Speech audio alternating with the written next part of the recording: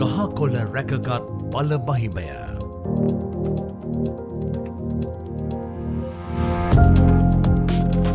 සූර්යයා හැරුණුකොට ලෝකයේම බලගන්වන ප්‍රධානතම ශක්තිය විදුලි බලයයි. ජලය ඉන්ධන වායු භාවිතයෙන් විදුලිය උත්පාදනය කළද එය අද වන විට ගෝලීය ආර්ථිකයට වන බලපෑමක් බවට පත්ව තිබේ. විශේෂයෙන්ම පරිසරයට කෙරෙන අසීමාන්තික බලපෑම ඉන් ප්‍රධානයි. සීමිත සැපයුමත් අධික මිලත් මෙම සාම්ප්‍රදායික බලශක්ති මූලයන් භාවිතයේදී පුහුණ දෙන ප්‍රධාන අභියෝගයයි. මේ නිසා අදටත් අනාගතයටත් හිතකර පිරිමැසුම්දායක පරිසර හිතකාමී බලශක්ති මූලයන් කෙරෙහි ලෝපුරා අවධානය යොමුව තිබෙනවා. අපේ රටේ බලශක්ති ක්ෂේත්‍රය මේ අභියෝගය නියම කල්හි ග්‍රහණය කරගනු ලැබුවා. ඒ අනුව දූරදර්ශී දැක්මක් ඇතිව වත්මන් රාජ්‍ය ප්‍රතිපත්තිය සැකසුනා. ඒ මෙරට විදුලි බල නිෂ්පාදනයේ වැඩි ඉඩක් පුනර්ජනනීය බලශක්තිය කෙරෙහි යොමු කරමින්. එහි අවසන් ඉලක්කය වර්ෂ 2030 වන විට මෙරට සමස්ත විදුලි අවශ්‍යතාවයෙන් 70%ක් පුනර්ජනනීය විදුලිය ලෙස නිෂ්පාදනය කිරීමයි. ඒ වෙනුවෙන් විදුලි ව්‍යාපෘති රැසක් මේ වන විටත් සැලසුම් කර අවසන්. එමෙන්ම රාජ්‍ය සහ පුද්ගලික දෙයන්ශී දායකත්වයෙන් මහා පරිමාණ සහ සුළු පරිමාණ පුනර්ජනනීය විදුලි යෝජනා ක්‍රම රැසක් මේ වන විටත් ක්‍රියාවට නංවා තිබෙනවා. මෙම යෝධ අරමුණේ පළමු පියවර සාර්ථකව පසු කිරීමට පසුගියදා ලංකා විදුලි බල මණ්ඩලයට හැකිවුණා. ඒ මෙගාවොට් 100ක විදුලි ධාරිතාවක් ජාතික පද්ධතියට එක් කළ මන්නාරම සුළං විදුලි බලාගාරයයි. එතනින් නොනැවති ලංකා විදුලි බල මණ්ඩලයේ සවියෙන් තවත් පුනර්ජනනීය විදුලි බල ව්‍යාපෘති රැසක් ක්‍රියාත්මක කිරීමට සියල්ල සැලසුම් කර අවසන්. ඒ අනුව මෙගාවොට් 100කින් යුත් සියවලාණ්ඩුව සූර්ය බල ව්‍යාපෘතිය, මෙගාවොට් 400කින් යුත් පුනරීන් සුළං බල උද්‍යානය සහ සූර්ය බල ව්‍යාපෘතිය, මෙගාවොට් 100ක් ජාතික විදුලි පද්ධතියට දායක කරන හම්බන්තොට සුළං බල උද්‍යානය, මෙගාවොට් 200ක ධාරිතාවෙන් යුත් මන්නාරම සුළං බල උද්‍යානය සහ මෙගාවොට් 100ක විදුලිය ධාරිතාවක් ජාතික පද්ධතියට එක් කරන පාවෙන සූර්ය බල විදුලි ව්‍යාපෘතිය නුදුරේදීම ඇරඹීමට නියමිතයි. ඒ අනුව මෙරට විදුලි බල ඉතිහාසයේ පුනර්ජනනීය විදුලි විප්ලවයෙන් ඉදිරි වසර කිහිපය තුළ රට බල ගැන්වෙනු ඇති.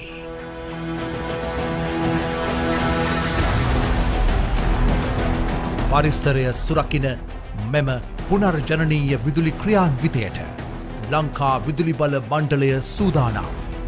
වැඩිවන විදුලි ඉල්ලුමත් එය අඩුවියදමින් ලබාදීමත් රජයේ ඉලක්කයයි. ඒ අනුව ඉදිරි වසර 9 තුළ මෙරට විදුලි අවශ්‍යතාවයෙන් 70%ක් ජනනය කර ගැනීමේ දැවන්ත කාර්යභාරය සාක්ෂාත් කර ගැනීමට රජයේ සහ ජනතාවගේ සහාය අප බලාපොරොත්තු වන්නෙමු. එය පරිසරය සුරකින දය බලගන්වන රටට හිතැති වනු නොඅනුමානය.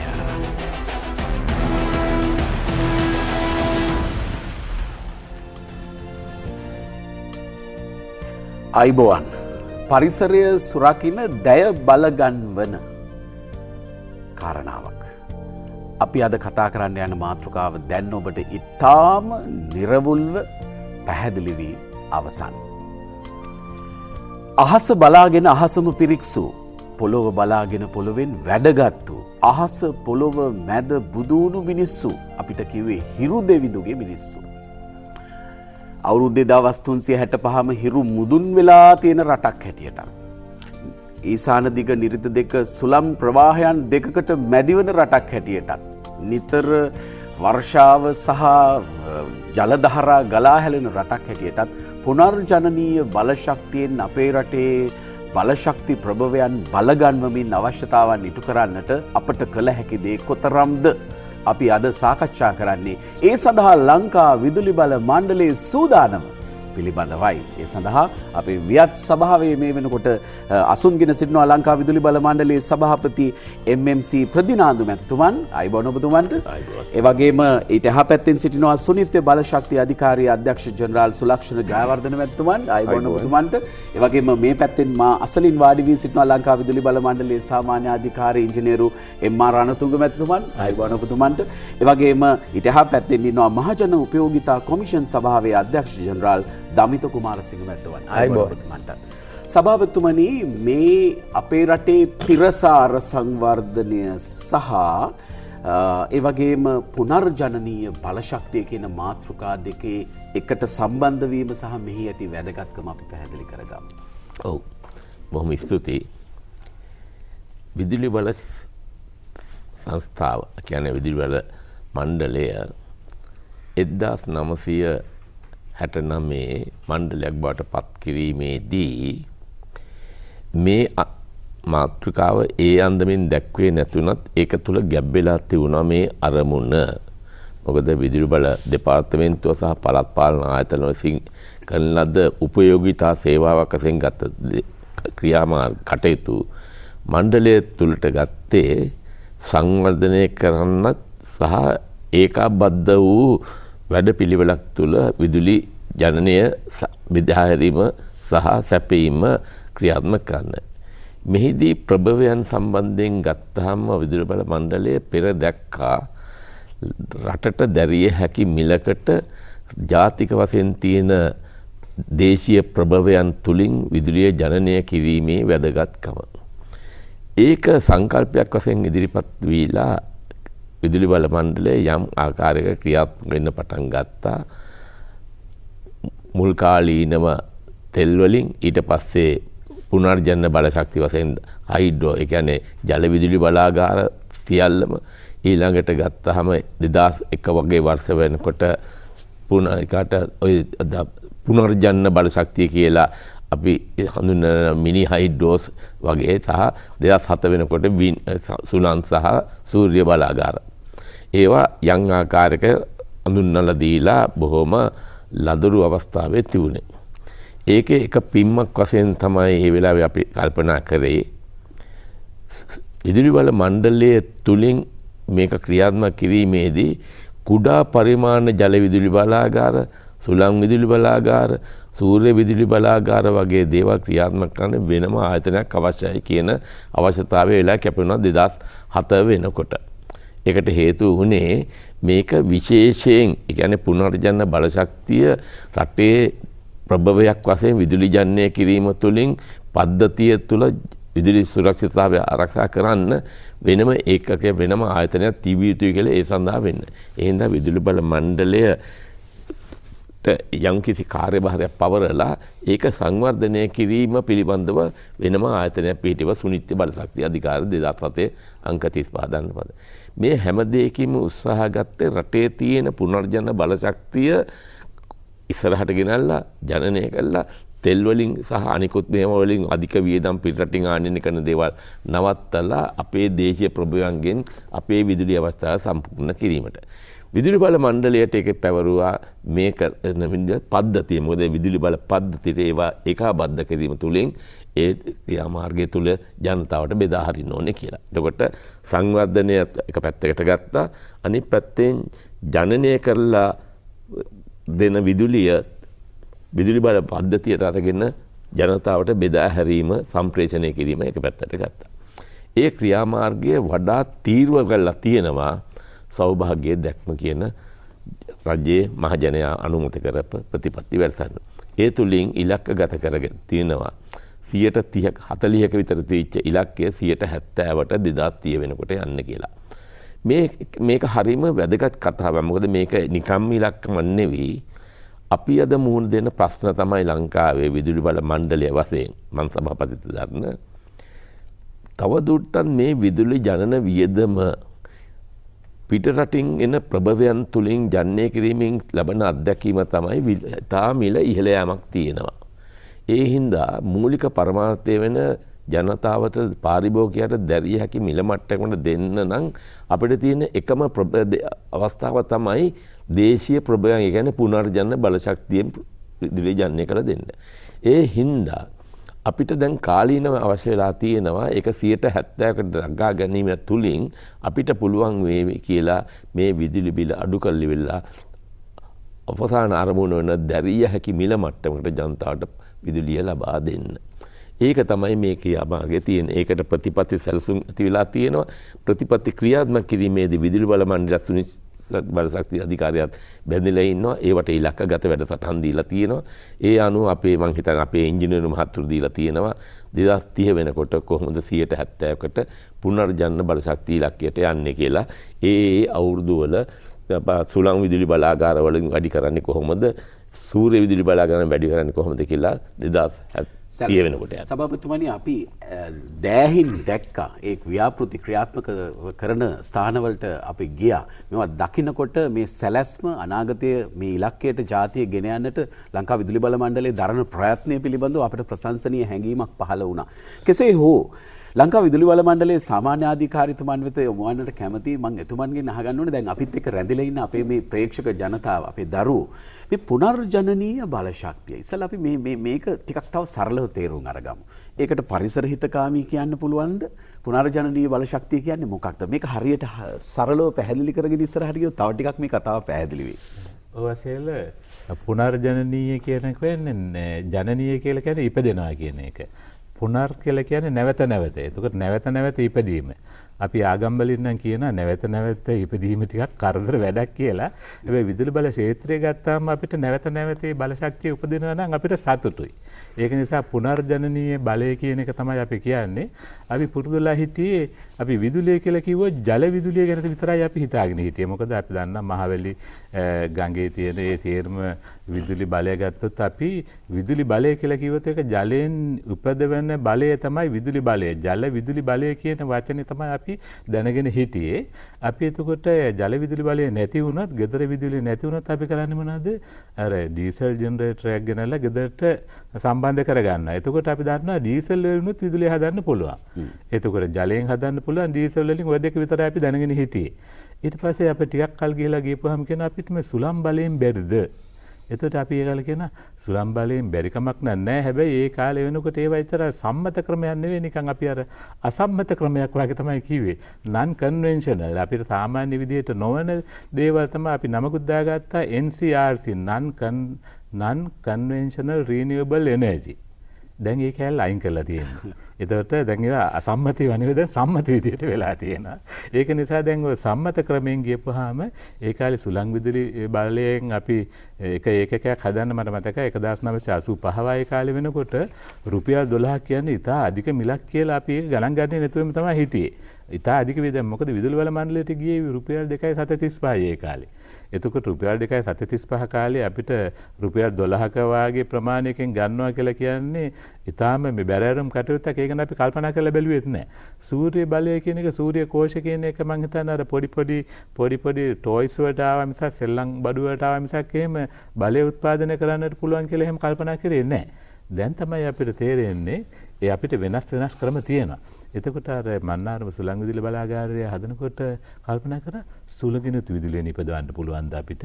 එහෙම කරන්න පුළුවන්ද විශාල ප්‍රමාණය?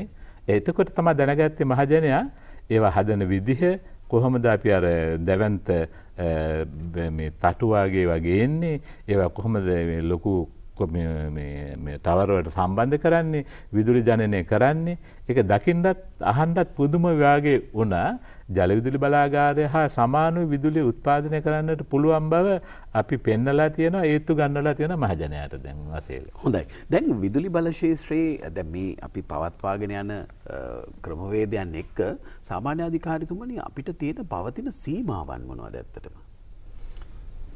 දැන් ඔය ඉස්සර අපි හිතුවේ මේ තාක්ෂණය තමයි සීමාවල් කියලා හිතුවේ. දැන් මේ තාක්ෂණය අපිට සමාජගත වෙලා තියෙනවා. ඒකට ඉස්සර තිබුණා ප්‍රාග්ධනය කියන එකත් අපිට වැඩිපුර යනවා කියලා හිතුවා. ඔව් සාමාන්‍ය දෙයක්. ඔව් අපි ඉස්සර හිතුවා මේ ප්‍රාග්ධනය තමයි ප්‍රශ්නේ තියෙන්නේ කියලා. ඉස්සර හිතුවා දැන් ජල විදුලි බලාගාර වලට තමයි වියදම් වැඩිපුර යන්නේ කියලා. දැන් එහෙම නැහැ, වියදම් අඩු වෙන ක්‍රමවේදවල් විදිහට සුළං බලාගාර, ඒ වගේම සූර්ය බල කට්ටල පද්ධති ඒවා අඩු කාලයකින් නිම කරන්න පුළුවන් ව්‍යාපෘති බවට පත් වෙලා තියෙනවා. ඒක නිසා ප්‍රාග්ධනය පොඩ්ඩක් අඩු වැඩි වුණත් කෙටි කාලයකින් අපිට මේ ව්‍යාපෘති නිම කරන්න පුළුවන් වෙන නිසා මහජනයාට ලබා දෙන්න පුළුවන් ප්‍රතිලාභ ඉක්මනින් ලබා දෙන්න පුළුවන්. ඒක නිසා අපි අර වැය කරපු ප්‍රාග්ධනය කෙටි කාලයක් ඇතුළත නැවත ආයෝජකයාට ලැබිලා සහ පාරිභෝගිකයාට සහන මිලකට විදුලිය දැරිය හැකි මිලකට දෙන්න පුළුවන් තත්ත්වයට දැන් පත් වෙලා තියෙනවා ඒ තාක්ෂණයත් එක්ක. එතකොට අපිට තියෙන සමහර වෙලාවට සූර්ය බලය තියෙන දවල් කාලේ විතරයි. අපිට අවශ්‍ය වෙන්නේ රාත්‍රී කාලයේදීත් තමයි වැඩිපුර අවශ්‍ය වෙන්නේ. එතකොට අපි කල්පනා කරන්න ඕන ඒ කාලේ වෙනකොට අපි දවල් කාලේ සූර්ය බලයෙන් විදුලිය පාවිච්චි කරලා ජලය ටිකක් ඉතුරු කරලා ඒ ඉතුරු කරගත්ත ජලයෙන් රාත්‍රී කාලයට විදුලිය සපයලා පද්ධතියේ ඉල්ලුම් සැපයීම සමතුලිත කිරීමේ අවස්ථාවක් කරගෙන අපිට ওই පද්ධතිය ඉදිරියට අරන් යන්න හැකියාව තිබුණා. දැරිය හැකි මිලකට කොහොමද විදුලිය නිෂ්පාදනය කරන්නේ සංකලන ටික එකතු කරගෙන. හොඳයි. දැන් අපිත් එක්ක මේ වෙලාවේදී අයිබෝන් වැඩසටහනත් එක්ක එකතු වෙලා ඉන්න ඔබ සියලු දෙනාම මේ කාරණාව හොඳින් වටහා ගන්නට ඕනේ. අපේ හෙට දවස අපි එළිය කරගන්නේ කොහොමද? ඒ සඳහා තෙල් ටික, ගල් අඟුරු ටික, පිට රටින් එන දේවල් ටික එනකම් බලාගෙනම ඉන්නවාද?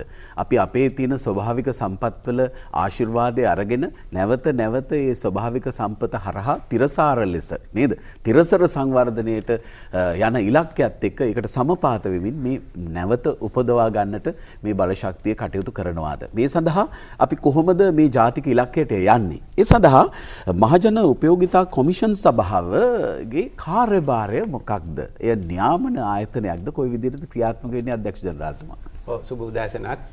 මහජන උපයෝගිතා කොමිෂන් සභාව කියන්නේ විදුලි ශාස්ත්‍රීය නියාමන ආයතනය. ඒතර අපි විදුලි ශාස්ත්‍රය කියන එක ගත්තොත් මේකේ පාර්ශවකරුවෝ ගොඩක් ඉන්නවා.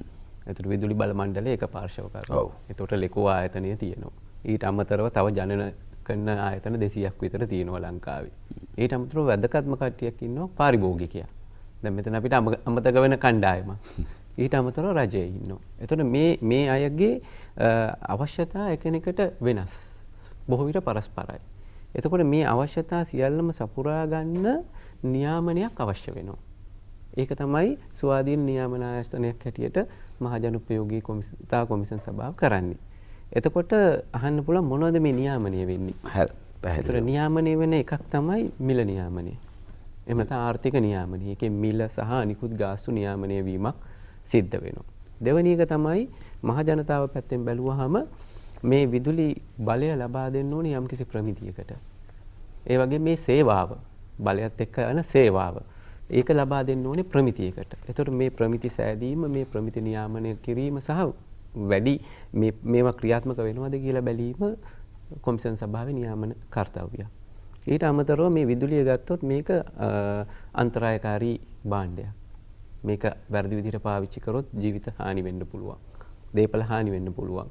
එතකොට කොමිෂන් සභාවේ වගකීමක් තියෙනවා ආරක්ෂණ නියාමක හැටියට මේවා මේ නියාමනය කළා ජනතාව මේ අනතුරු වලින් ගලවා ගැනීම.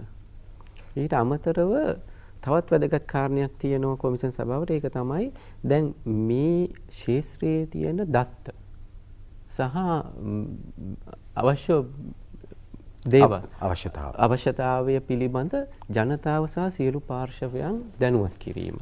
ඉතින් ඒ යටතේ තමයි මේ ශාස්ත්‍රයට අදාළ සියලු දත්ත මහජන උපයෝගිතා කොමිෂන් සභාව විදුලි බල මණ්ඩලයත් ඒව ලබා දෙනවා.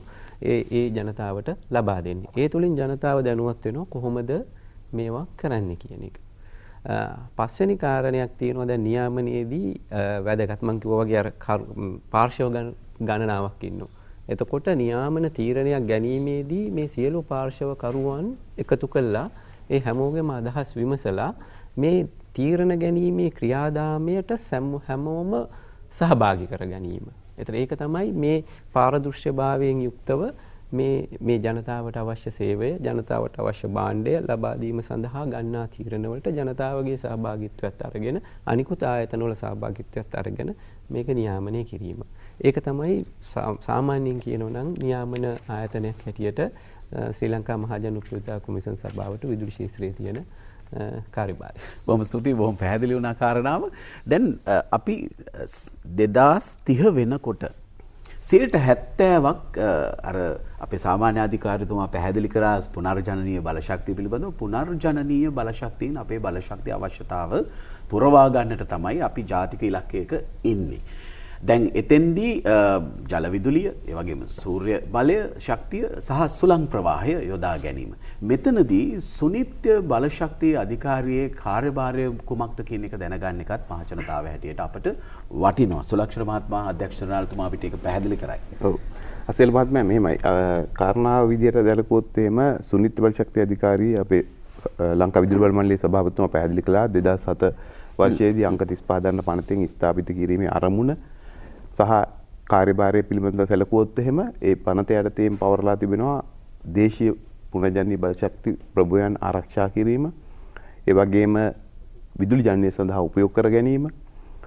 මේ කාරණාත් එක්ක රජයට බලශක්ති ප්‍රතිපත්ති සකස් කිරීමේදී අවශ්‍ය කරන දායකත්වය මඟ පෙන්වීම ලබා දීම, විශේෂයෙන් පුනර්ජනනීය බලශක්ති කවර ආකාරයෙන් පද්ධතියට කරගත යුතුද කියන කාරණාව පිළිබඳව. ඒ වගේම පුනර්ජනනීය බලශක්ති දැන් මහජන උපයෝග කොමිසම් සභාව නියාමන ආයතනයක් විදිහට කටයුතු කරනවා බලශක්ති ක්ෂේත්‍රයට. පුනර්ජනනීය බලශක්ති ක්ෂේත්‍රයට ආවහම පුනර්ජනනීය බලශක්ති ක්ෂේත්‍රයේ නියාමනය කිරීමක් කරන්නේ සුනිත්‍ය බලශක්ති අධිකාරිය. ඒ පනත මගින් බලශක්ති හඳුනා ගැනීම, සුනිත්‍ය බලශක්ති ප්‍රදේශය එහෙම නැත්නම් පුනර්ජනනීය බලශක්ති ප්‍රභව හඳුනා ගැනීම, සංවර්ධනය කිරීමේ කාල සීමාවන් හඳුනා ගැනීම.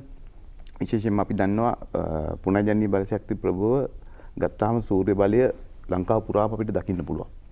සුළං වගේ ප්‍රභවයක් සැලකුවාම යම් යම් ප්‍රදේශවල තමයි ඒක අපිට විදුලි ජනනය සඳහා උපයෝග කරගැනීමේ විභවයක් සහිත සුළං ප්‍රවාහයක් තියෙනවා. ඒ වගේම ජල විදුලි සම්පත එහෙම නැත්නම් ජල විදුලි බලය සැලකුවොත් ඒකෙත් යම් යම් ස්ථානවලදී තමයි අපිට ජල විදුලි නිෂ්පාදනයක් සිදු කරගන්න පුළුවන් වෙන්නේ. ඉතින් මේ කාරණා හඳුනා ගැනීම. ඒ වගේම විභවය ගණනය කිරීම නැත්නම් ඇස්තමේන්තු කිරීම, ඒවා ආරක්ෂා කිරීම. ඒ සඳහා පනතේම පැවරලා තිබෙනවා අපිට මේ හඳුනා ගන්නා ප්‍රදේශ සංවර්ධන ප්‍රදේශ විදිහට, පුනර්ජනනීය බලශක්ති සංවර්ධන ප්‍රදේශ විදිහට රෙගුලාසි ගැසට් කරන්න පුළුවන්. එහෙම ගැසට් කිරීම තුලින් බලාපොරොත්තු වෙන්නේ මේ බලශක්ති ප්‍රභවයන්ට හානි වීම වළක්වා ගැනීම, සුනිත්‍ය බලශක්ති අධිකාරිය අවසරයකින් තොරව ඒ බලශක්ති හානි වන ආකාරයට කටයුතු කිරීම වළක්වා ගැනීම වැනි කාරණා එකතු වෙලා තිබෙනවා. ඊට අමතරව දැන් මෙතනදී අපිට වැඩි කතා බහට ලක් නොවන කාරණාවකුත් තියෙනවා. මොකද අපි දන්නවා බලශක්තිය කියන එක දැන් අපිට පුනර්ජනනීය බලශක්තිය නැවත නැවත ඇති වුණා කියන කාරණාවත් එක්ක සමහර කෙනෙක්ට හිතෙන්න පුළුවන් අපිට ඕන විදිහට මේක භාවිතා කරන්න පුළුවන්, අපිට කැමති ආකාරයට නාස්ති කරනවා නම් එහෙමත් කරන්න පුළුවන්, අපිට ඕන විදිහට කරන්න. නමුත් එහෙම බෑ. බලශක්තිය අපි භාවිතා කිරීමේදී නිසි කළමනාකරණයකින්, නිසි ආරක්ෂාවකින්, සංරක්ෂණය වෙන ආකාරයට කටයුතු කළ යුතුයි. ඒ කියන කාරණා සියල්ලමත් සුනිත්‍ය බලශක්ති අධිකාරියට පැවරලා තිබෙනවා. දැන් 70%ක විදුලි බල අවශ්‍යතාවය 2030 වර්ෂයේදී පුනර්ජනනීය බලශක්තිය වලින් ලබා ගැනීම රජයේ ප්‍රතිපත්තිමේ ඉලක්කය. ඒක සාක්ෂාත් කර ගැනීම සඳහා අවශ්‍ය කරන බලශක්ති ප්‍රභව මූලයන් හඳුනා ගැනීම, ඒ කටයුතු දැන්ටත් ක්‍රියාත්මක වෙනවා. විශේෂයෙන්ම අපිට ඉතුරු වෙලා තිබෙන්නේ අවුරුදු 9ක වගේ කාලයක්. ඒ කියන්නේ බලශක්තිය වගේ ක්ෂේත්‍රයකට මේක කෙටි කාලයක්. ඉතින් ඒ කාල සීමාව තුළ පුනර්ජනනීය බලශක්ති අවශ්‍ය කරන ඉලක්කයන් සපුරා ගැනීම සඳහා සංවර්ධනය කිරීමේදී අපේ දායකත්වය ඉතාම වැදගත් වෙනවා. විශේෂයෙන්ම අපි පාර්ශ්වකරුවෙක් විදිහට ලංකා විදුලි බල මණ්ඩලය, මහජන උපයෝග කොමිසම් සභාව, ඒ වගේම ආයෝජකයන් මේ රටේ මේ රජයේ ප්‍රතිපත්තිය හැටියට අපි මේ වැඩිපුර ප්‍රමාණයක් පුනර්ජනනීය බලශක්ති සංවර්ධනය කරන්න බලාපොරොත්තු වෙන්නේ පුද්ගලික අංශ ආයෝජනය යටතේ, දේශීය විදේශීය ආයෝජකයන් යටතේ. ලංකා විදුලි බල මණ්ඩලය පද්ධතිය සම්ප්‍රේෂණ පද්ධතිය සංවර්ධනය කරන ගමන් පුනර්ජනනීය බලශක්ති වැඩි වශයෙන් අපි සංවර්ධනය කරන්න බලාපොරොත්තු වෙන්නේ ආයෝජකයන් ඇතේ. ඒතකොට ඒ ආයෝජකයන් ඒ වගේම මහජනතාව ඒ අය දැනුවත් කිරීම, මේ සංවර්ධනය කිරීමේදී විවිධ කාරණා එක්ක සුනිත්‍ය බලශක්ති අධිකාරියට විශාල වගකීමක්, සුවිශාල වගකීමක් පැවරලා තියෙනවා. ඒ කටයුතු මේ වෙන විටත් ක්‍රියාත්මක වෙමින් පවතිනවා. පැහැදිලිව දැන් ඔබතුමා වහම පැහැදිලි කරද්දී ලංකා විදුලි බල මණ්ඩලයේ මඟ පෙන්වීම යටතේ අපි සියඹල ආණ්ඩුවට ගියා. සුනිත්‍ය බලශක්ති අධිකාරී නිලධාරියෙකුත් සහභාගී වෙලා ඒ තෝරාගත් නිසි විදිහට ඒ පරීක්ෂණ කරලා තෝරාගත් භූමියකට අපි විරාමයකට යන්න සූදානම්. විරාමෙන් පස්සේ අපි ඒ සියඹල ආණ්ඩුවේ ගිය ගමනත් එක්ක ඊළඟ කතා බහ පටන් ගමු. නැගිලා හිරුගෙන්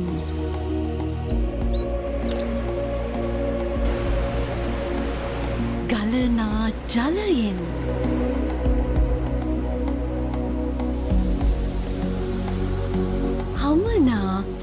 ළඟෙන්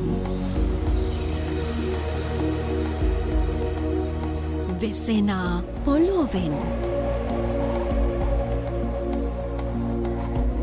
ලබනා බලයෙන් ලැබෙනා එළියෙන් එළිය කරමු සැම ජීවිත. ලංකා විදුලි බල මණ්ඩලයේ තවත් එක් නැවුම් සන්ධිස්ථානයක් සනිටුහන් කරමින් මෙගාවොට් 35ක විදුලි බල ධාරිතාවයකින් සමන්විත බ්‍රෝඩ්ලන්ඩ්ස් ජල විදුලි බලාගාරය නුදුරේදීම ජාතික විදුලි බල පද්ධතියට එක් කිරීමට සියල්ල සූදානම්. ලංකා විදුලි බල මණ්ඩලය.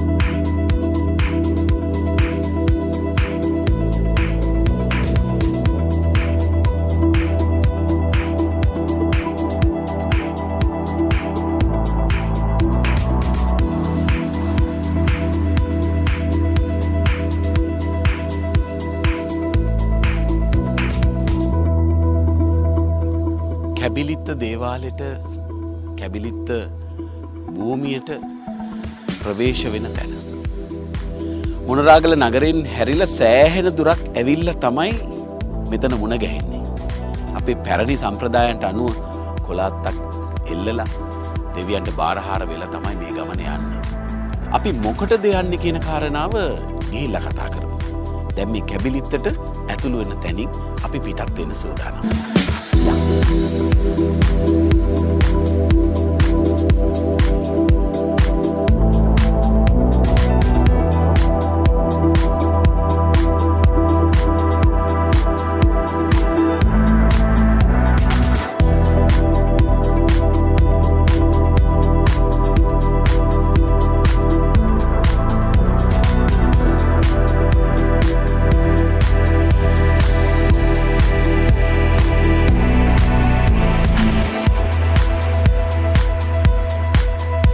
මෙච්චර උදේ කාලේ වෙලත් තද අවුව.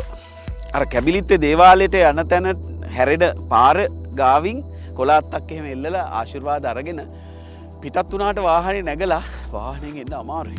අවුරුද්දේ දවස් 365ම ඉද්ද ගැහුවා වගේ පොළොවට ලම්බකව හිරු නැගලා තියෙන රටක් හැටියට මේ සූර්යාගෙන් පුනර්ජනනීය බලශක්තිය උපදවා ගැනීම කියන සංස්කෘතියට දැන් ඉතින් යන්න කාලය ඇවිල්ලා.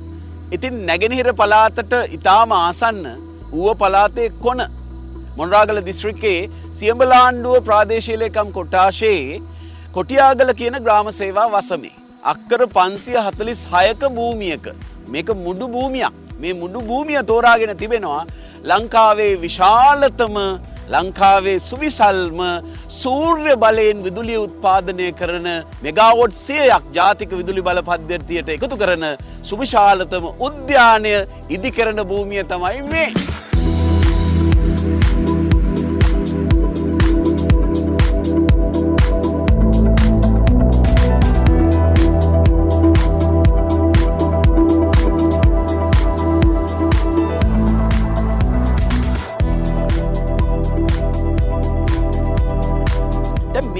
තෝරගත්තේ ඇයි? ඒකත් වැදගත් කාරණාව. පළවෙනි කාරණාව තමයි අවුරුද්ද පුරාම හිරුවෙලිය ලැබෙන මේ රටේ හිරුවෙලියේ ශක්තිය නැත්තම් හිරුවෙලියේ මේ සැර වැඩිපුරම පතිත වෙන භූමියක් තමයි මේ තෝරාගෙන තියෙන්නේ. ඒක ඊටාම වැදගත් කාරණයක්. මේ පේනවා නේද දාඩිය? ඊළඟට වැසි ඊටාම අඩු ප්‍රදේශයක්. වැසි ඊටාම අඩු ප්‍රදේශයක්. පර්යේෂණ වලින් ඒවා තහවුරු කරගෙන තියෙන්නේ. ඒ වගේම වලාකුළු වලින් බර වෙනවා මේ ප්‍රදේශයේ හරි අඩුයි. ඒකත් ඊටාම වැදගත් කාරණාවක්.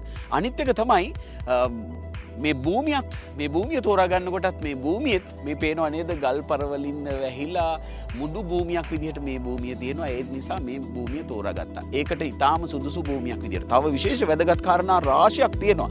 ඒ අතරතුර තව එක කරුණක් කියන්නම්. අර අකුණු සැර වැදීම් අඩුම අවම ප්‍රදේශයක් වෙන්නට ඕනේ මේ සූර්ය බලශක්ති උද්‍යානයක් හදන්නට භූමිය තෝරා ගනිද්දී. ඒ නිසාත් මේ භූමිය තෝරා ගැනීම ඊටාම වැදගත් වුණා. ඒ නිසාම ලංකා විදුලි බල මණ්ඩලය මෙම ව්‍යාපෘතිය දියත් කිරීම සඳහා අවශ්‍ය කටයුතු මේ වෙනකොටත් සම්පාදනය කර අවසන්.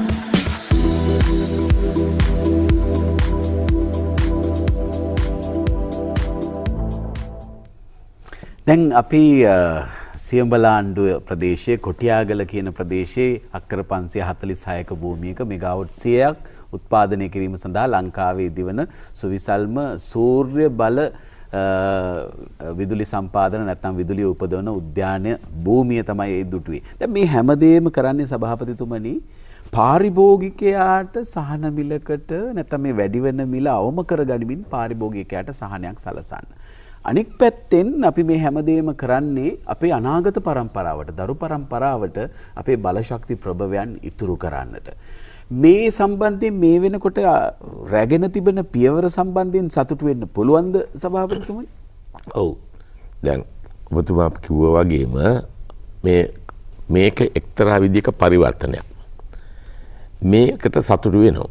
ඒ වගේම අපි අමතක කරන කරුණු කිහිපයක් තියෙනවා. එකක් දේශීය ප්‍රභවයන්ගෙන් විදුලිය ජනනය කරනවා ජනතාවට දැරිය හැකි මිලකට මේක දීම සඳහා පිළිවෙල අඩු කර ගැනීමට කරන උත්සාහය සාර්ථක වෙනවා. හැබැයි අපි අමතක කරනවා මේ ක්‍රියාව තුළ තියෙන ආර්ථිකමය පැත්ත සහ සමාජීය පැත්ත. මේක අපි තාක්ෂණ පැත්ත විතරක් අපි වැඩි බරක් දාලා කතා කරනවා. නමුත් මේ පුනර්ජනන බලශක්ති ප්‍රභවයන්ගෙන් විදුලිය ජනනය කිරීමේ තාක්ෂණ ක්‍රියාවලියට තුලින් ඇති කරගෙන තියෙනවා යම්කිසි ආකාරයක මේ රටේ ප්‍රජාවට ආයෝජනය කිරීමට අවස්ථාවක් කරන් දීලා තියෙනවා. ඒ ආයෝජනය කිරීමට අවශ්‍ය අතිරික්ත ප්‍රාග්ධනය යොදා ගැනීමට අවස්ථාව සලසලා දීනොත් ඒවට මූල්‍ය පහසුකම් සැලසීලා තියෙනවා. ඒ ක්‍රියාවලියේ දායක වීම තුළින් ජනතාවට ආදායම් උපයද්දා වීමේ ප්‍රභවයක් වශයෙන් මේක යොදාගෙන තියෙනවා. ඒ තුරින් සමාජීය වශයෙන් විදුලිය වැඩියෙන් පාවිච්චි කිරීම තුළින් තමන්ගේ බලශක්ති අවස්ථා සම්පූර්ණ කරගෙන තමන්ගේ අවස්ථා සම්පූර්ණ කරගෙන අවස්ථා දීලා තියෙනවා විතරක් නෙවෙයි පෞද්ගලික අංශයේ මේකට දායක කර ගැනීම තුළින් රැකියා අවස්ථා ජනතාවට ලබා ගැනීමට අවස්ථාවක් දීලා තියෙනවා. ඒක මේකේ තියෙන ඉතාමත් සුවිශේෂී කාර්යභාරය. තාක්ෂණික වශයෙන් අපි විදුලිය ජනනය කරනවා අඩු මිලකට ජනනය කරනවා පද්ධති දෙක ගන්නවා බෙදා හරිනවා මණ්ඩලයට ලැබෙනවා. ඒක හරි.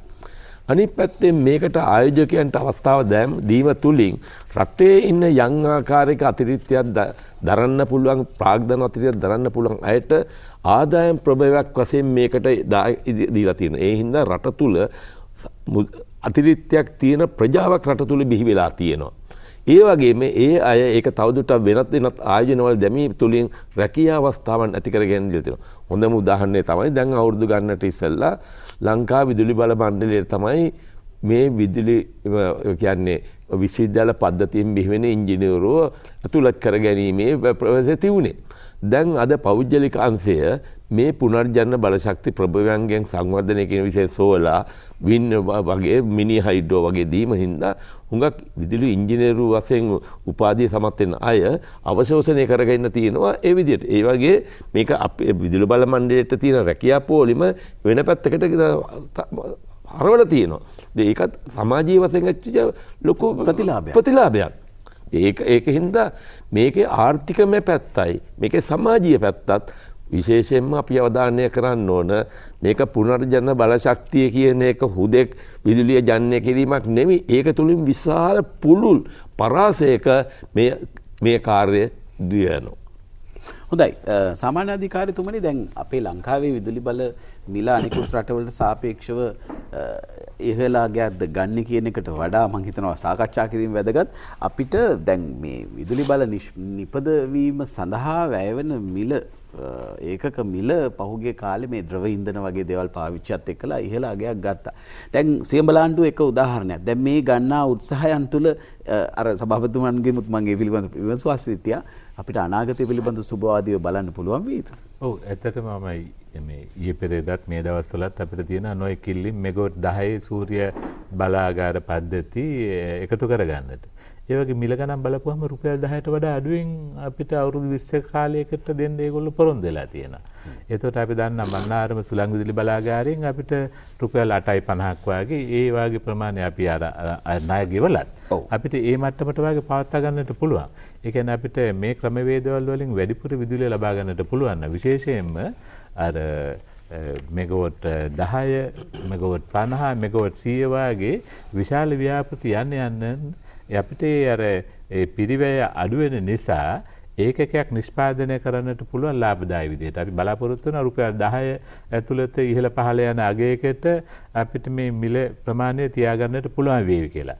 විදුලි බල මණ්ඩලයේ ලාභ ලබන්නට නෙවෙයි අපි බලන්නේ අපේ මේ වියදම පියවා ගත්තොත් අපිට ඇති. ඉතින් අපිට ඒ වියදම පියවාගෙන හෙට දවසේ විදුලිය උපදවා ගන්න. තියාගෙන ඒ සහනය අපිට පාරිභෝගිකයට දෙන්නට තමයි අපි බලාපොරොත්තු වෙන්නේ. මොකද මේ විදුලි බලය කියලා කියන්නේ කර්මාන්ත ශාලාවට අවශ්‍ය 5%කට 100කට 10කට අවශ්‍ය ප්‍රමාණය. අපි මේ විදුලි ඒකකයක් නිපදුවේ නැත්නම් ඒ වගේ රටට 5 ගුණයක් විතර ආර්ථික ප්‍රතිලාභ නැති වෙලා යනවා. ඒක නිසා මම හිතන්නේ අපි දැරිය හැකි මිලකට විදුලිය සපයනවා කියලා කියන්නේ රටේ ආර්ථිකයට දැවැන්ත සහයෝගයක් ලබා දෙනවා වෙනත් කර්මාන්ත වලින් වෙනත් සේවා වලින් අපිට වැඩිපුර ආදායමක් රටට ලබා ගැනීම සඳහා. හොඳයි. අපි දැන් මේ සම්බන්ධයෙන් මහජන උපයෝගිතා කොමිෂන් සභාව නියාමන ආයතනයක් හැටියට මේ වෙනුවෙන් ගන්න පියවර සම්බන්ධයෙන් කතා බහ කිරීම ආරම්භ කළා. මම කැමති අධ්‍යක්ෂ ජනරාල්තුමනි දැන් පුනර්ජනනීය බල ශක්තිය රජයේ ඉලක්කය බවට පත් වෙලා තියෙනවා. ඒක ළඟා කරගන්න කොමිෂම දියත් කරලා තියෙන ප්‍රතිපත්තිමය කාරණා මොනවද මේ වෙනකොට? ඇත්ත වශයෙන්ම පුනර්ජනනී බලශක්තිය ගැන මං සභාපතිතුමයි සාමාන්‍ය අධිකරතුමයි කියපු කාරණයට තව කාරණයක් එකතු කරන්නම්. දැන් මේ පුනර්ජනනීය බලශක්තිය භාවිතය තුළ අපිට වැදගත් කරුණු තව දෙකක් එනවා. එකක් තමයි විදුලි ඒ කියන්නේ අපි මිලදී ගන්න විදුලියේ මිල ස්ථාවරව පවත්වාගෙන යාම. මේකත් ඊටාම වැදගත්. මිල උච්චාවචනය වෙනවා අනිත් ෆොසිල් ෆුවල් එහෙම නැත්නම් ඉන්ධන වලින් ගන්නකොට. නමුත් මේ පුනර්ජනනීය බලශක්තියේ මිල ස්ථාවරයි. එතකොට ඒක ඊටාම වැදගත් කාරණයක්. දෙවැනි කාරණය සුනිශ්චිත බලශක්තිය අධිකාරිය පිහිටවන අවධියේදී අපි කතා වුණේ මේ පුනර්ජනනීය බලශක්තිය පරිසර හිතකාමී ඉදිරියට යන්න ඕන එහෙම කාරණා. නමුත් අද මේක ලාභ වෙලා තියෙනවා. එතකොට පුනර්ජනනීය බලශක්තියෙන් තමයි ඉදිරියට යන්නේ. එතකොට මේ සඳහා කොමිෂන් සභාව කරුණු කාරණා ගොඩක් කරලා තියෙනවා. එකක් තමයි මේ පුනර්ජනනීය බලශක්තිය මිලදී ගැනීමට පහසු වෙන ආකාරයට විදුලි බල මණ්ඩලයේ සම්ප්‍රේෂණ ලයිසන් එක එහෙම නැත්නම් ලයිසන් එකේ අදාළ කරුණු කාරණා කරලා තියෙනවා. ඊට අමතරව මේ යුටිලිටිස් එහෙම නැත්නම් විදුලි බල මණ්ඩලයට සහ ලෙකවාතන්ට සහ මේවා මේ පුනර්ජනනීය බලශක්තිය නිෂ්පාදනය කරන අයට අදාළ ක්‍රමවේද ලබා දීලා තියෙනවා. ඊට අමතරව බෙදා හැරීම් ක්‍රමවේදයක් තියෙනවා. ඒ බෙදා හැරීම් ක්‍රමවේදය වැඩිපුර පුනර්ජනනීය බලශක්තිය ලබා ගන්න විදිහට කොමිෂන් සභාව සකස් කරලා තියෙනවා. ඊට අමතරව තව වැදගත් කාරණයක් කියන්න ඕන. දැන් අපිට ඉදිරි ඉලක්කය ලබා ගන්න නම් 70%ට යන්න මේ සූර්ය සහ සුළං බලයෙන් ඉදිරි අවුරුදු 9 තුල මෙගාවොට් 7-8000ක් අවශ්‍ය වෙනවා. එතකොට අපි කතා කරන්නේ අවුරුද්දකට මෙගාවොට් 600ක් 700ක් පද්ධතියට එකතු වෙන්න වෙනවා. එතකොට මේ එකතු වෙන්න නම් අපේ රටේ තියෙන මානව සම්මත වැඩි කරන්න වෙනවා. දැන් අපිට තියෙන්නේ අවුරුද්දකට මෙගාවොට් 100ක් විතර එකතු කරන්න පුළුවන් සම්පතක්. එතකොට ශීඝ්‍රයෙන් වැඩි කරන්න වෙනවා සභාපතිතුමා කිව්වා වගේ අර සමාජමය බෙනිෆිට් එක ලබා දෙන්න මේ මානව සම්පත. ඒ සඳහා කොමිෂන් සභාව සුනිශ්චිත බලශක්ති අධිකාරියත් එක්ක මේ සෝලර් ටෙක්නීෂියන් එහෙම නැත්නම් සූර්ය බල පද්ධති හදන්න ඕන ටෙක්නීෂියන්ලා 1000ක් මේ අවුරුද්දේදී 21දී ට්‍රේන් කළා පුහුණු කළා ලබා දෙන්න දැන් කටයුතු කරන් යනවා. අදත් සම්බන්තොට 150 දෙනෙක් මේ වැඩසටහනේ ඉන්නවා මේ මොහොත වෙනකොටත්. මේ විදිහට දිගටම ඒක කරන් යනවා. ලබන අවුරුද්දේ අපි තවත් 1000ක් හෝ 2000ක් සූර්ය මේ බල ශක්තිය පිළිබඳ ටෙක්නීෂියන්ලා පුහුණු කරන්න බලාපොරොත්තු වෙනවා. මොකද මේක අවශ්‍ය වෙනවා මේ ඉලක්කය කරා යන්න ඕන ප්‍රමාණයට සූර්ය සහ සුළං බල ශක්තිය පද්ධතියට එකතු කරන්න. ඉතින් ඒ ක්‍රමවේද වලින් කොමිෂන් සභාව දායක වෙනවා. ඒ වගේම විදුලි බල මණ්ඩලයට කොමිෂන් සභාව මේක නියාමනය කරන්නේ රාජ්‍ය ප්‍රතිපත්තියට අනුව. ඒ නිසා මේ හදන ජනන සැලසුම් සියල්ල රාජ්‍ය ප්‍රතිපත්තියට අනුව සකස් කරන්න කියන එක පිළිබඳව දැන් සාකච්ඡා වෙලා විදුලි බල මණ්ඩලය මේ වෙලාවේ ඒ ජනන සැලසුමුත් ඒ ආකාරයට හදනවා. සුනිත්‍ය බල ශක්තිය අධිකාරියත් මේ පිළිබඳව වැඩ කටයුතු කරගෙන යනවා. මම හිතනවා මේ සියලුම දේ කරුණු සලකා බැලුවාම ඉදිරියට විශාල වශයෙන් පුනර්ජනනී බල ශක්තිය එකතු කළා මිල ස්ථාවරව තබා ගන්නත් පුළුවන්, මිල අඩු කරන්නත් හැකියාව සමහර විට ලැබෙන්න පුළුවන් මේක. බොහොම ස්තුතියි සලක්ෂණ මහත්මයා, අධ්‍යක්ෂ ජනරාල්තුමා. දැන් සියඹලාණ්ඩුවේදී සභාපතිතුමනි අපි දුටු දෙයක් තමයි දැන් සියඹලාණ්ඩුවේ ප්‍රදේශයේ මේ සූර්ය විදුලි බලාගාර උද්‍යානය හැදෙනකොට ඊට ආශ්‍රිතව සැලසුම් කරලා තියෙනවා විශාල වැවක් ප්‍රතිසංස්කරණය කරන්න, ආශ්‍රිත වැව් පද්ධතියක් ප්‍රතිසංස්කරණය කරන්න, ඍජු රැකියාව මම කියමින් හිටියේ ඍජු රැකියාව අවස්ථා 200ක්, වක්‍ර රැකියාව අවස්ථා තවත් බොහෝ ප්‍රමාණයක්, ඒ වගේම ප්‍රදේශීය මාර්ග පද්ධතිය සංවර්ධනය වෙන්නේ, ඒ ප්‍රදේශයේ ඉඩම් වලට මිලක් නියම වෙන්නේ ආදී දැන් මේ පිළිබඳව කටයුතු කිරීම ඊටාම වැදගත්. දැන් මෙතෙන්දී මේ ප්‍රදේශ තෝරා ගැනීම සහ ඒ ආශ්‍රිත මේ සංවර්ධනය සිද්ධ විය යුත්තේ කොහොමද කියන කාරණාව පිළිබඳවත් සුනිත්‍ය බල ශක්තිය අධිකාරිය මැදිහත්ද? ඔව් අසෙල් මහත්මයා මම හිතන්නේ ඔතුමා සියඹලාණ්ඩුව ප්‍රදේශයේ ක්ෂේත්‍ර චාරිකාවක නිරත වෙච්ච අවස්ථාවේදී දකින්න ඇති අපි මේ භූමිය හඳුනා ගැනීමේදී විශේෂයෙන්ම කටයුතු කරලා තියෙන ආකාරය පිළිබඳව විශේෂයෙන්ම වගා කටයුතු සඳහා බහුල වශයෙන් යොදාගත නොහැකි, ඒ වගේම ගල්තලාවල් වගේ ප්‍රදේශයන් තමයි අපි මේ සංවර්ධන සඳහා යොදාගෙන තියෙන්නේ.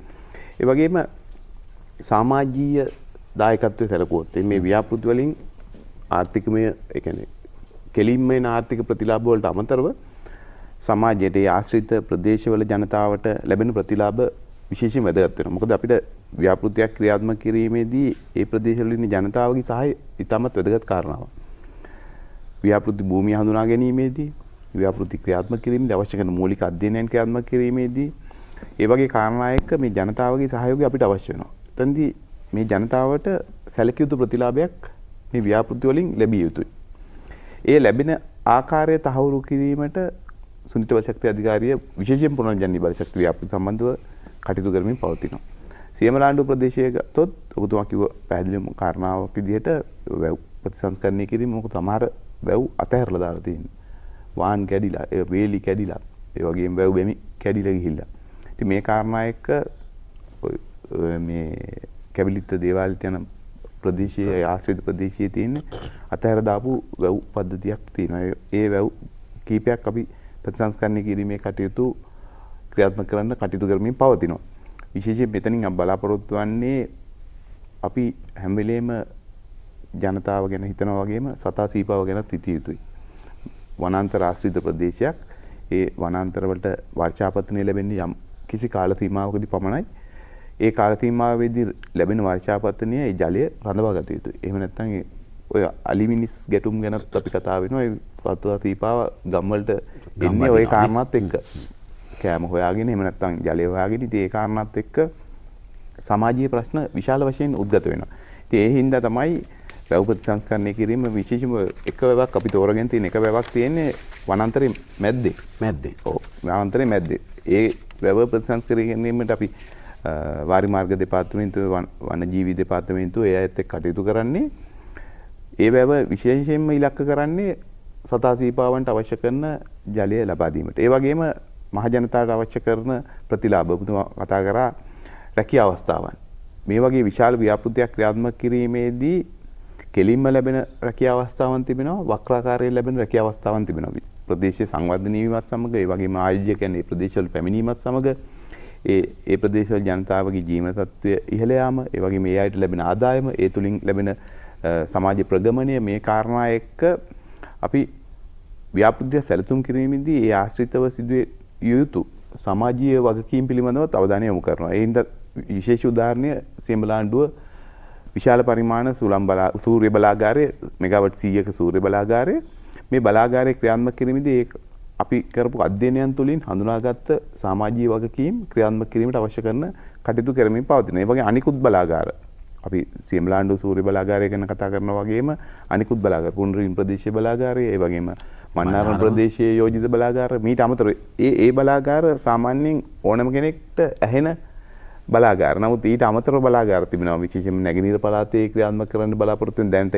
ඉඩම් හඳුනා ගැනීම ප්‍රභවයන් ගණනය කිරීම ඒ සම්බන්ධ අධ්‍යයනය කිරීම මේ කටයුතු විශාල වශයෙන් මොකද මම ඉස්සෙල්ලා පැහැදිලි කරා වගේම වසර 9ක වගේ කාලයක් තියෙන්නේ අපිට මේ 70%ක එහෙම නැත්නම් විදුලි අවශ්‍යතාවයේ 70%ක් පුනර්ජනනීය බලශක්තිය වලින් සපුරා ගැනීමට. ඉතින් ඒ කාල සීමාව තුළ බලාගාර අපේ දමිත කුමාරසිංහ මහත්මයා පැහැදිලි කරා බලාගාර මෙගාවට් 600-700ක් විතර වාර්ෂිකව එකතු වේ යුතුයි. ඒතකොට සුවිශේෂී වූ කාර්යභාරයක් පැවරෙනවා මේ කටයුත්තේදී බලාගාර හඳුනා ගැනීම ක්‍රියාත්මක කරන ප්‍රදේශ හඳුනා ගැනීම ඒ බලාගාර තුළින් ඒ මහජනතාවට කොහොමද වක්‍රාකාරව සහ කෙලින්ම රැකිය අවස්ථාවන් ඒ ඉදිකිරීම් කටයුතු වලදී ඒ අය යොදවා ගැනීම ඒ වගේම මේ ප්‍රදේශවල නව වෙනත් කර්මාන්ත ආරම්භ වීමත් සමග මේ වගේ වක්‍රාකාරව සහ කෙලින්ම ලැබෙන රැකිය අවස්ථාවන් තුළින් අපි ඒ තත්ත්වය තහවුරු කර යුතුයි. ඒ තත්ත්වය තුළ තමයි මේ බලාගාර වලට අවශ්‍ය කරන ජනතා සහයෝගය ලබා ගන්න පුළුවන් වෙන්නේ. මොකද විශේෂ වැදගත්කමක් තියෙනවා මම පැහැදිලි කරා වගේම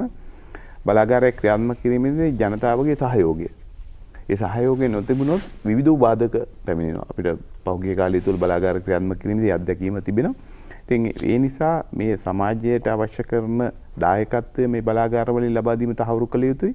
ඒ ලැබිය යුතු දායකත්වය ලැබෙන ආකාරයට කටයුතු කළ යුතුයි. මේ කාරණා එක්ක තමයි අපි බලාගාර සැලසුම් කරන්නේ හඳුනාගන්නේ ප්‍රදේශ ලංකා විදුලි බල මණ්ඩලය ඒ වගේම පෞද්ගලික අංශ ආයෝජකයන් දේශීය විදේශීය ආයෝජකයන් තමයි බලාගාර ක්‍රියාත්මක කරලා කටයුතු කරන්නේ. හොඳයි. අපි මේ සාකච්ඡාවේදී අද මාතෘකාව කොටගෙන තිබෙන්නේ මිත්‍තිරසර සංවර්ධනයක් උදෙසා මේ පුනර්ජනනීය බලශක්තිය ඇති වැදගත්කම. ඒ සඳහා ජාතික ඉලක්කයක් හැටියට 2030 දී අපි අපේක්ෂා කරන කටයුත්තට ලංකා විදුලි බල මණ්ඩලයේ සූදානම පිළිබඳවයි. එහිදී අප පසුගිය දිනක පුනරින් ප්‍රදේශයේ විශාල භූමි ප්‍රදේශයක සුළං සහ සූර්ය බල ව්‍යාපෘතියක් සැලසුම් කොට තිබෙනවා. මෙගාවොට් 400ක් ජාතික විදුලි බල පද්ධතියට එකතු කරන එහි චාරිකාවක යෙදුණා. අපි විරාමයෙන් පස්සේ ඒ ගමන ඔබට දකින්නට සලස්සලා ඒ ආශ්‍රිතව මේ සාකච්ඡාවේ ඉතිරි කොටස දිගහරින්නටයි බලාපොරොත්තු වෙන්නේ. නැගෙනා හිරුගෙන්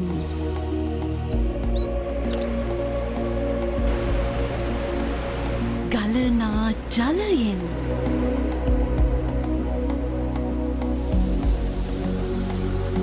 හමනා සුළඟෙන් වෙසෙනා පොළොවෙන් ලබනා බලයෙන් ලැබෙනා එළියෙන් එළිය කරමු සැම ජීවිත.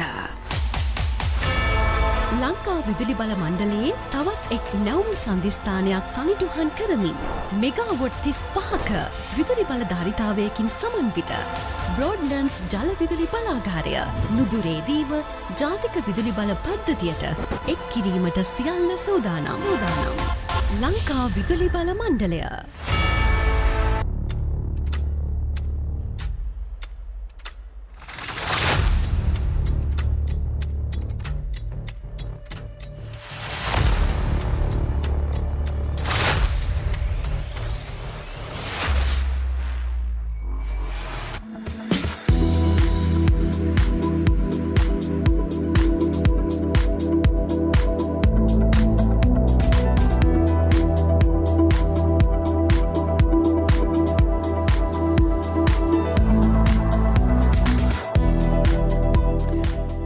මං කොහෙද ඉන්න කියලා හිතා ගන්න පුළුවන්. මේ යායට තියෙන මුඩු භූමිය දැක්කහම කොහොම හිතන්නද නේද? මං ඉන්නේ කිලිලොච්චයයි යාපනයයි අතර පුනරින් වල. නැගෙනා හිරුගෙන් හමනා සුළඟින් මුළු රටම එළිය කරන්නට සූදානම් වන අලුත් කතාවක ඇරඹුම කියන්නටයි.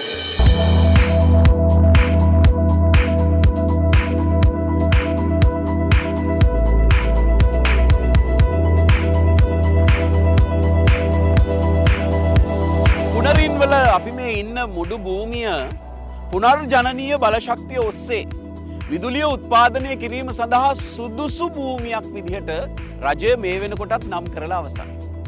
දැන් මේ භූමිය පුරාම අර දැඩි හිරු එළියෙන් පතිත වන ඒ ආලෝක කදම්බයෙන් විදුලිය උත්පාදනය කිරීමටත් මේ ප්‍රදේශය පුරා ඊසාන දිග, නිරිත දිග, මෝසම් සුළං ප්‍රවාහ දෙකෙන්ම ලැබෙන ඒ වේගවත් සුළං ප්‍රවාහයනුත් විදුලිය උත්පාදනය කිරීමටයි සැලසුම් කරලා තියෙන්නේ. ඔබ දන්නවද? ඒ ඔස්සේ අපේ ජාතික විදුලි බල පද්ධතියට මෙගාවොට් 400කට ආසන්න ප්‍රමාණයක් එකතු කිරීම සඳහා සූදානම්. ඉතින් අපේ රටට මේක ප්‍රතිලාභයක් නොවේද? මේ ප්‍රතිලාභය මේ ස්වභාවික සම්පතින් මේ මුඩු භූමියෙන් අපි ඉදිරියේදී ජාතියට දායාද කරන්නට සූදානම්.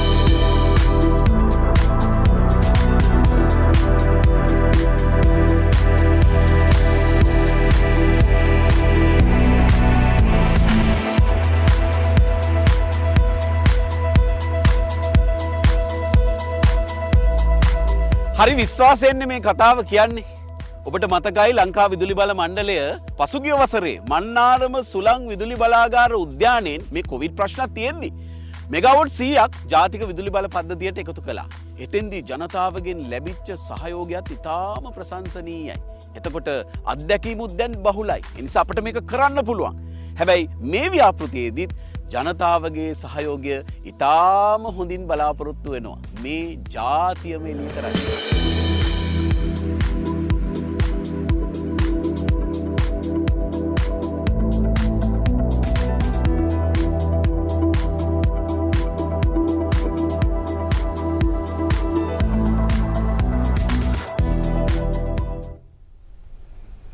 ඔව් ජනතාවගේ සහයෝගය සභාපතිතුමනි ඉතාම හොඳින් ලැබෙන්නේ තමන්ට දැනෙන ප්‍රතිලාභයක් ජනතාවටත් තියෙනවා නම්.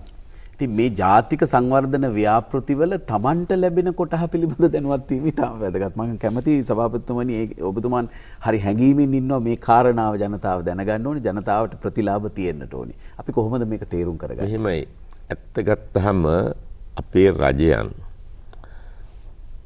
දේශපාලන අරමුණු පදනම් කරගෙන ඉවල බලයට පත් වෙන හැම රජයකටම වගකීමක් තියෙනවා.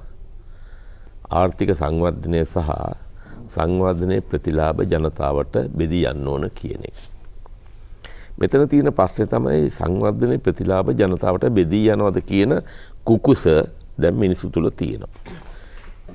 විදුලි බල මණ්ඩලයේද සුනිත්‍ය බල ශක්තිය අධිකාරියද මහජනෝපේතමය ආයතන. මහජන පඩි වලින් ගෙවන මහජන අරමුදල් වලින් නඩත්තු කරන ආයතන. මේ ආයතන විසින් කරන කාර්යයන් තුලින් ඇතිවන ප්‍රතිලාභයේ ජනතාවට බෙදී යනවද කියන සැකේ හැම තුළම ජනතාව තුළ තියෙනවා. මිනිස්සු ජනතාව බලාපොරොත්තු වෙනවා. සමහර ගත්තාම මම දන්නවා ඔය අප කොත්මලේ විදුලි බලාගාරය ගහන වෙලාවේ මිනිස්සු කියන්න ගත්තා අපේ තියෙන රිසෝස් ටික වතුර ටික අරගෙන ගිහිල්ලා කොළඹට ගෙනිලා විදුලිය ජනනය කරනවා. ඊට පස්සේ බෝනස් ටික ගන්නවා, පඩි වැඩි කර ගන්නවායි අපිට ඇති වෙන දේකුත් නැතේ.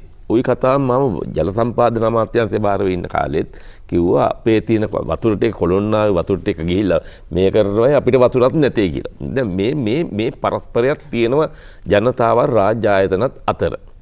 අපි 2000 ඇත්ත වශයෙන්ම මේ ක්ෂේත්‍රයට එනකොට 2000 වර්ෂයේ විදුලි බල මණ්ඩලය පුනර්ජන බල ශක්තිය කියලා මිනි හයිඩ්‍රෝස් කියන සංකල්ප ඉදිරිපත් කළා විදුලිය ජනනය කරන්න ගත්තාම ලංකාවේ එකම බැංකු පද්ධතියක්වත් 7-5 ණය දෙන්න කැමති වුණේ නැහැ. මොකද මේක ඉතාමත් අවදානම් සහිත ආයෝජනයක් විදියට. ඒ හින්දාම විදේශ රාජ්‍යයන් වල විදේශ මූල්‍ය ආයතන වලින් දුන්නා මිලියන 50ක් ඇමරිකන් ඩොලර් 50ක් දුන්නා බැංකු වලට, තෝරාගත්ත බැංකු වලට සහනශීලී විදියට දෙන්න දීම තුලින් මේක වර්ධනය කරලා ඇති හැඟීමක් ඇති කරගන්න කියලා මේක අවදානම නැහැ කියලා. ඊට පස්සේ තමයි ලංකාවේ බැංකු පද්ධතිය මේව ණය දෙන්න ගත්තේ ඒ විදිහට මැදිහත් වුණාට පස්සේ. ඒක තමයි කතන්දරේ ලංකාවේ මේ රාජ්‍ය ආයතනවල කතන්දරේ. දැන් උනත් තාම මිනිස්සුන්ට මහජනයාට එච්චර පැහැදිලි අවබෝධයක් නැහැ. මොකද අපි හැමතිස්සෙම මේක දිහා බලන්නේ හුදු සීමා වෙච්ච තාක්ෂණික රාමුවක් තුලනේ හිතන්නේ. නෑ මේක ඇත්ත වශයෙන්ම මේ කරන්නේ මහජනයාට ආර්ථික ප්‍රතිලාභයක් ලබන්න, රැකියා අවස්ථා ඇති කරලා දෙන්න, තමන්ගේ සමාජීය අවස්ථා ඉෂ්ට කරලා දෙන්න, ආයෝජන අවස්ථා ලබා දෙන්න, රට තුල දේශීය ප්‍රජාවක් යම් ආකාරයේ ප්‍රාග්ධනයේ සපයන්න පුළුවන්, ප්‍රාග්ධනයේ තුල රැකියා උත්පාදන අවස්ථා වැඩි කරන්න පුළුවන් ප්‍රජාවක් බිහි කරන්න කියන එක නෑ. ආයතනයකට ආවහම මේ දැන් මම දකින දේ තමයි පුනර්ජන බලශක්තිය සම්බන්ධයෙන් අපි මොනතරම් කතන්දර කිව්වත් එහෙම ඒකට අවශ්‍ය බලපත්‍ර ගන්න යන මොකද මේ නීතියේ තියෙනවනේ බලපත්‍ර ගන්න. ඒ ගන්න මනුස්සයට කොයිතරම් දුරට අපි කාරුණිකව සලකනවද? කොයිතරම් දුරට ප්‍රමාදයෙන් තොර වැඩ කරලා දෙනවද? මන් දන්න මේවා තියෙනවා අවුරුදු ගණන් රස්සියාදු වෙනවා. ඒක හින්දම මේවා ප්‍රජාව අතට ගියාට පස්සේ ප්‍රජාව ඉඩමක් ගන්න දෙන්නේ නැහැ. සම්ප්‍රේෂණ මාර්ගය ගෙනියන්න ගත්තාම කැටි පොළු අරන් එනවා. ඒ මොකද වෙලා තියෙන්නේ මේ ක්‍රියාමාර්ගය පිළිබඳ අපේ හැසිරීම තුලින් ජනතාවට ඒත්තු ගන්නල් නැහැ. මේ ජනතාවගේ යහපත වෙනුවෙන් අපි මේක කරන්නේ කියලා. මිනිස්සු හිතනවා වෙන විදිහකට. මෙන්න මේ පරස්පරය අපි නැති කරගන්න ඕන. අඩු ගානේ මේ වර්ෂය අවුරුදු 52ක් විදුලි බල මණ්ඩලයට සැපෙන වෙලාවේ හරි මේ ආකල්පය වෙනස් කරගත යුතුයි. මේවා තුලින් මෙච්චර රැකියාව ඉපදිලා තියෙනවා, වෙළඳපොළ තියෙනවා කියන එක අපි පිළිගත යුතුයි. මේක තුලින් පමණයි ඇත්ත වශයෙන්ම ලංකාවේ ආර්ථික ක්‍රියාවලිය තුල අපේ විදේශ විනිමය අර්බුදයට ප්‍රතිකර්මයක් දෙන්න පුළුවන් වෙන්නේ. ලංකාවේ දේශීය අඩු ගානේ අතිරික්තයක් ජනනය කරන ප්‍රජාවක් බිහි කරන්න පුළුවන් වෙන්නේ මේක තුලින්. මේ දේ එහෙම නැතුව තෙල් ගෙනල්ලා මෙහෙ ගහුවාම වැඩේ හොඳයි, නමුත් රටට කිසි දෙයක් වෙන්නේ නැහැ. නමුත් මේ පුනර්ජන අපේම ප්‍රභවයන් තුලින් ජනනය කළ ආර්ථික ක්‍රියාවලිය ප්‍රසරණය කරන්න පුළුවන් දායකත්වය අපේ ආයතන දියුණුවොත් ජනතාවගේ සහායකත් අපිට ලැබෙවි. ඇත්ත වශයෙන් අපි දැන් කියන්නේ බලෙන් මිනිසුන්ගේ ඉඩම් අත්පත් කරගන්න යනවා. අවසන් කළා ඒ මිනිස්සු අවතැන් කරනවා. හරිද? ඒ මිනිසුන්ගේ තියෙන ආර්ථික හැකියාවන් තියුණා නම් ඒ මට්ටම ඒක නැති කිරීමන්නේ කරන්නේ. ඉතින් ඒකට ඇත්ත වශයෙන් අපි පහුගිය කාලේ ওই දක්ෂිණාදි මාර්ගයේ අධිවේගී මාර්ගය හදන වෙලාවෙත් ওই තත්ත්වයම අපි සුපර්ලාක් කියලා ක්‍රමයක් හැදුවා. මොකද අපිට තේරෙනවා පාර පළල් කරන්න ගියහම පාරක් ගහන්න ගියහම අර මනුස්සයා අයින් කළා දැම්මම ඒ මනුස්සයාට පාර ඉදිරියෙන් දැන් කඩයක් කරගන්න තීච්ච අවස්ථාවක් නැති කරනවනේ පිහිලා කොහෙර දම්මනවනේ. ඕකනේ අපි ඇත්ත වශයෙන් නිලධාරීන් මැදිහත් වෙන්නේ. අවසානයේ අන්තිම දෙමිනොස්සර් දෙන්නෙත් මොකද මාකට් වැලියු කියලා ඉඩමට 탁සේරුව දෙන්නේ. මාකට් වැලියු කියන්නේ මොකද්ද? රජයේ 탁සේරු කරනවා මුදල. ඒ 탁සේරු කරන්නේ පවතින වෙළඳපොලේ ඔප්පුවල ගිය මුදල් කොටිනා අපි දන්නවා ලංකාවේ ඔප්පු වලට ගාස්තු මුද්දර ගාස්තු අඩු කරගන්න අඩුවෙන් දාන්නේ. ඉතින් අවසානයේ අරවන්සට ඒකත් නැහැ. හරි. ඉතින් අවසානයේ රුපියල් ලක්ෂ ප්‍රායෝගික ලක්ෂ 50000ක් දෙනවා. ඉතින් මේ මිනිහා කැමති වෙදී මනියා තාප කර යන්නේ. ඉතින් ඇත්ත වශයෙන් ඒකදී රාජ්‍ය එවලා කිව්වා නෑ මේ මිනිසුන්ට රිප්ලේස්මන්ට් වැලියු එක දෙන්න කියලා. අඩුව ඒ අහිමින දේපල හා සමාන දේපලක් ගන්න මුදල දෙන්න. ඒ මනුස්සයාට අවතන් වීම නිසා සංවර්ධනයේ ප්‍රතිලාභය මේ මනුස්සයාට යන්නේ නැහැ. ඒ මනුස්සයා සංවර්ධනයේ ප්‍රතිලාභයක් වශයෙන් වෙන්නේ අවතන් වීම. ඒ අවතන් වෙන එකට ප්‍රතිකර්ම දෙන්න කිව්වා. මොකද ළමයින්ගේ ඉස්කෝලේ යන ඒවා නවතිනවා. තමන්ගේ සංස්කෘතික පසුබිම් තියෙන සමාජ රටාව නැති වෙනවා. ඒ ඔක්කොම දිහා බලලි වෙලා ප්‍රතිලාභ දෙන්න. මං හිතන්නේ විදුලි බල ක්ෂේත්‍රයටත් අපි ක්‍රමානුකූලව ඒ මානසික දයාව ගේන්න ඕන. මානසික දයාව සැබවින්ම මේ ක්‍රියාමාර්ග සියල්ල තුළ මිනිස්සුන්ට පොදු සේවාවක් ලබා දීම අරමුණු කරගෙන ක්‍රියාත්මක වෙනවා. නමුත් මේවා සංවර්ධන ව්‍යාපෘති කරනකොට යම් තැන්වල අපහසුතාවයන් ඇති වෙනවා.